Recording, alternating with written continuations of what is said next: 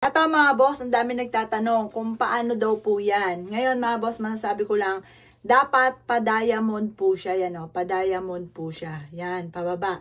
Ngayon mga bossing ko, ang bilang po niyan ay 8. Ito yung una. 1, 2, 3, 4, 5, 6, 7, 8. Yan, 8 po yan pa-diamond mga boss. Yan po, walang laman po yan, yung 8. Ang may laman, ito po nasa gitna po natin. Nandito lahat yung mga wishes po natin. Nandito rin po mga bossing ko, yung 1,000 pesos natin. Pero, pwede naman kung ano po yung kaya po natin mga bossing ko. Yung alam nyo yung tipong hindi mawawala.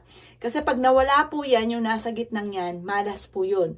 Kaya kung halimbawa, parang may malikot na kamay po sa inyo, ang ilagay mo lang dito 20. Pero kung halimbawa safe naman, 1,000 pesos ilalagay nyo, hindi siya mawawala, yung 1,000 pesos ang ilalagay ninyo.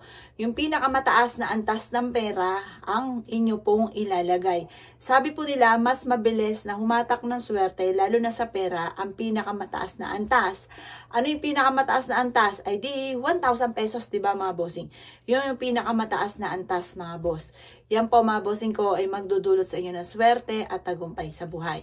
Kaya nais po ninyo mga bossing ko na masigit ka na maka-attract ng swerte lalo na sa pera, mainam na 1,000 pesos. Pero kung parang may alanganin kayo, kasi doon kami nagsimula naman sa 20 pesos, baka mawala po, 20 pesos lang ilagay nyo po dito. Basta importante, may pera siya sa gitna.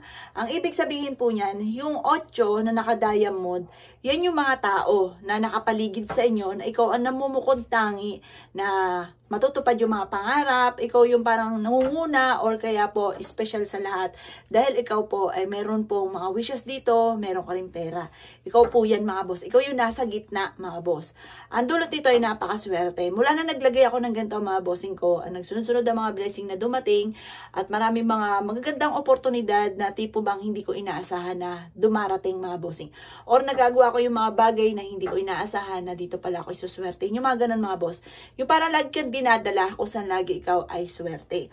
O, pinakauna mga bossing ko, eto, mga walang laman yan ha, pa-diamond po dapat mga boss. Pa-diamond. At ang lucky color mga bossing ko, pagdating sa usapin ng pintuan, ang pinaka-the best ay kulay brown mga boss. Pinaka-the best po yan. Kaya kung ikaw po ay nag-iisip sa ngayon, paano parang mas magaan yung daloy na swerte, lalo na sa pera, kulay brown ang pintuan dapat po ninyo mga bossing. Proven po yan mga boss. Kaya kung kiniwala at naisyo po yung gawin, ay siya mga boss. Good luck po. Sige po lahat.